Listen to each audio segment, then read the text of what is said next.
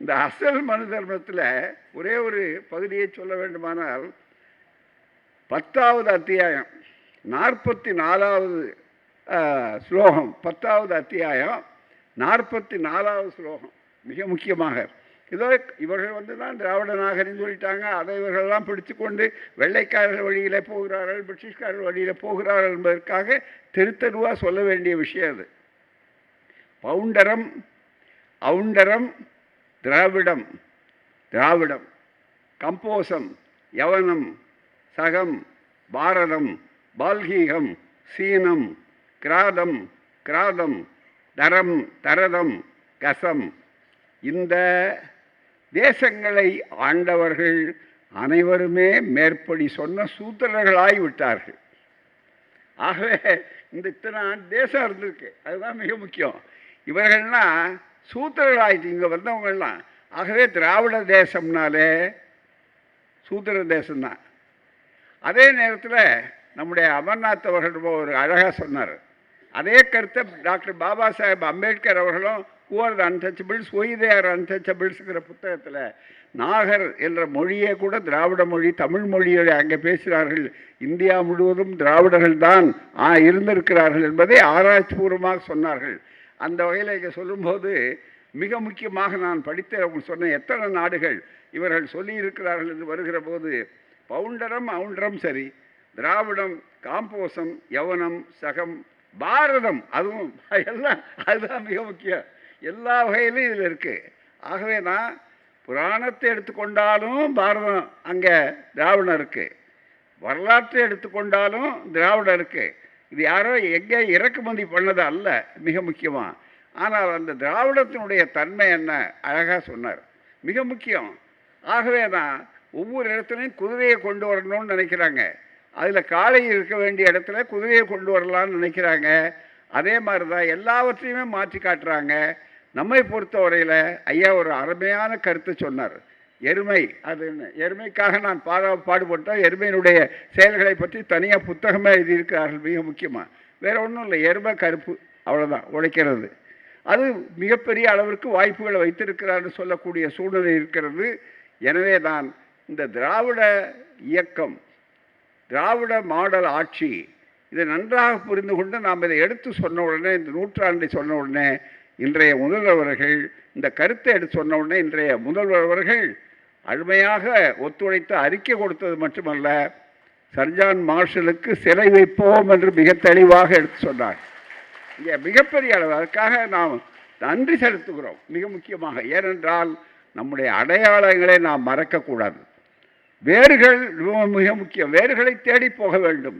நம்முடைய அடையாளங்களை அழிக்க வேண்டும் என்பதுதான் மற்ற எதிரிகளுடைய மிக முக்கியமான கொள்கை. மொழியை அழிக்க வேண்டும், அதற்கு இன்னொரு ஆதிக்கம்.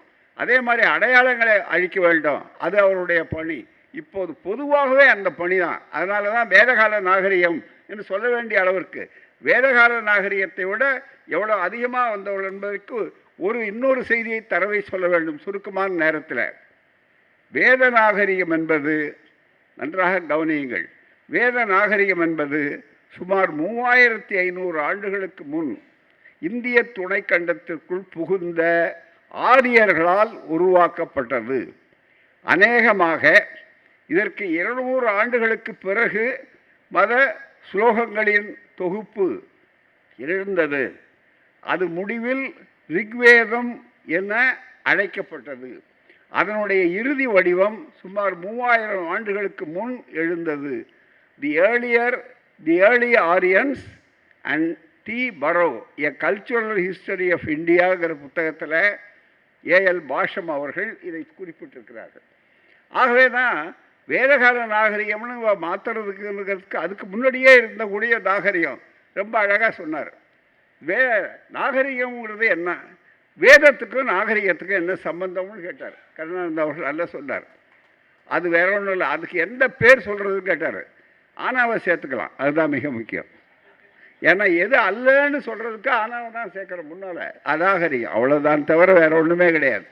மிகப்பெரிய அளவிற்கு அதை திரிபுவாதத்திலே செய்கிறார்கள் மிக முக்கியமாக. இதுதான் அந்த திரிபுவாதம் எல்லா துறைகளிலும் இருக்கிறது. வரலாற்றை நாம் அறிய வேண்டும், வரலாற்றை பாதுகாக்க வேண்டும், வரலாற்றை உணர வேண்டும் என்று ஐயா திரு பாலகிருஷ்ணன் அவர்கள் சொன்னார்கள். மிக முக்கியமாக ஒன்றை உங்களுக்கு ஞாபகப்படுத்த வேண்டும்.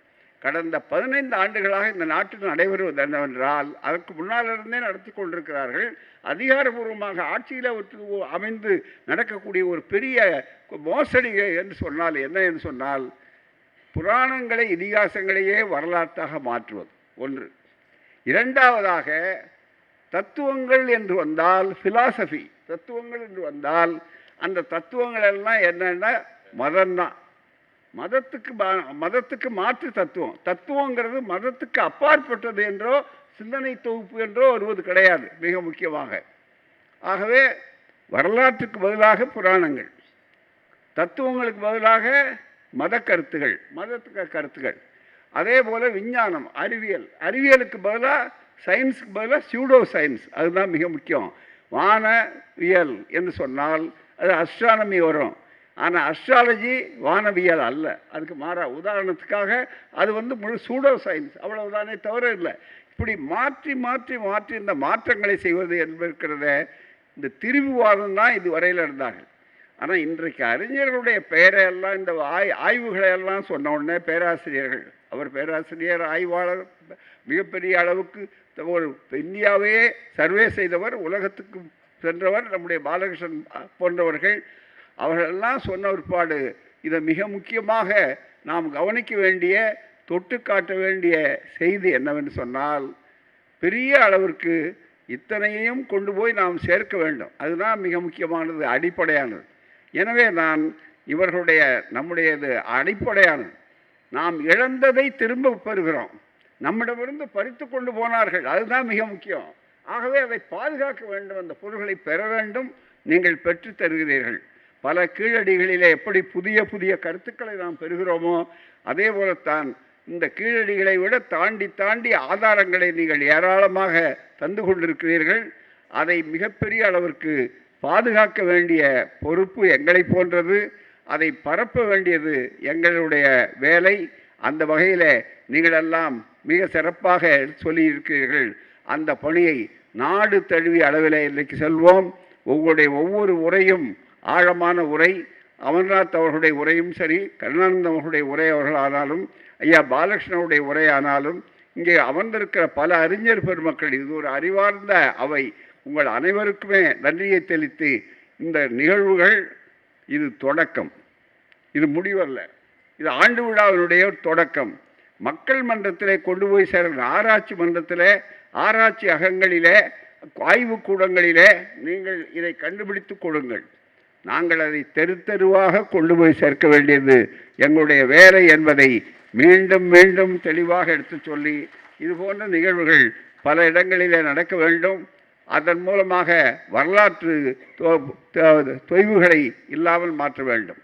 இந்த கூட்டம் கேட்ட பிற்பாடு உங்களுக்கெல்லாம் ஒரு எண்ணம் தெரிஞ்சிருக்கணும், தெரு தெருவாக செய்யணும். என்னென்னா, சிந்து வழி நாகரிகம் என்று சொல்லுகிறத முந்து ஒளி நாகரிகம், நம்முடைய சமுதாயத்தினுடைய முந்து ஒளி நாகரிகம். இது யாராலும் மறுக்கப்பட முடியாது, நாகரிகமற்றவர்களுக்கு மற்றது கிடையாது என்பதை எடுத்து சொல்லி, இதுவரை திரிபுவாதிகளை மட்டுமே சந்தித்திருக்கிறோம். அவர் கேட்டவுடனே திரிபுவாதங்கள் தான் இதுவரையில், வரலாற்று திரிபுவாதம், இலக்கியத்தில் திரிபுவாதம், எல்லாத்துலேயும் திரிபுவாதம். இப்போ தான் இவர்கள் பேசின பிற்பாடு நமக்கு என்ன தெளிவாக தெரியுதுன்னு கேட்டால், திரிபுவாதம் இல்லை, இது வரலாற்று திருடர்களை இப்போது தான் கண்டுபிடித்திருக்கிறோம். அதுதான் மிக முக்கியம். எனவே தான் திருடர்கள் ஜாக்கிரதை என்று போடுவார்கள். அதே போல் வரலாற்று திருடர்கள் ஜாக்கிரதை என்று மக்கள் மத்தியில் எடுத்து சொல்லக்கூடிய ஒரு அமைப்புக்கு இன்றைக்கு கால்கோள் விழா நடத்தி இருப்பதல்ல. இதற்காக அத்தனை பேரும் இருக்க வேண்டும். நம்முடைய இனத்தை மறந்தால் நம்முடைய தத்துவத்தை, மனிதத்தையே மறந்துவிடக்கூடிய அளவிற்கு இருக்கும். ஏனென்றால் இது வேற்றுமைப்படுத்துகிற நாகரிகம் அல்ல. பிறப்போக்கும் எல்லா மக்கள் என்று சொன்னது, யாரும் ஊரே யாவரும் கேளு என்று சொன்னது, திரைகடலோடியும் திரவியம் தேடு என்று உழைப்புக்கு மரியாதை காட்டக்கூடியது. கடல் கடந்தால் நீ போகக்கூடாது, உன்னுடைய மனம் இதுதான் என்று சொல்லியும் கூட இன்றைக்கெல்லாம் கடல் கடவுளில் தான் மிகப்பெரிய அளவிற்கு போய் கொண்டிருக்கிறார்கள். ஆகவே தான் ஒரு புதிய தத்துவங்களை மக்கள் மத்தியில் எடுத்து சொல்ல வேண்டும். அதை தந்தை பெரியார் திராவிடர் இயக்கம், திராவிடர் கழகம் என்று ஏன் மாற்றினார்கள்? திராவிடர் பெருமை எப்படிப்பட்டது என்று சொன்னால், திராவிடர் என்று சொல்லுகிற போது தலை நிமிருகிறோம். திராவிடர் என்று சொல்லும்போது உரிமை பெறுகிறோம், திராவிடம் என்று சொல்லும்போது பழமையை பெறுகிறோம். போற்ற வேண்டியவர்களை போற்றுகிறோம், காப்பாற்ற வேண்டியவர்களை காப்பாற்றுவோம், பரப்ப வேண்டியவர்களை பரப்புவோம். நன்றி, வணக்கம். வெல்க திராவிட நாகரிகம். இந்த நாகரிகத்துக்கு பாதுகாப்பு தந்த தமிழ்நாடு அரசுக்கும் முதல்வருக்கு நம்முடைய நெஞ்சார்ந்த நன்றி. தொடருவோம். ஆண்டு முழுவதும் மக்கள் மத்தியிலே மக்கள் இயக்கமாக இதை கொண்டு செலுத்துவோம்.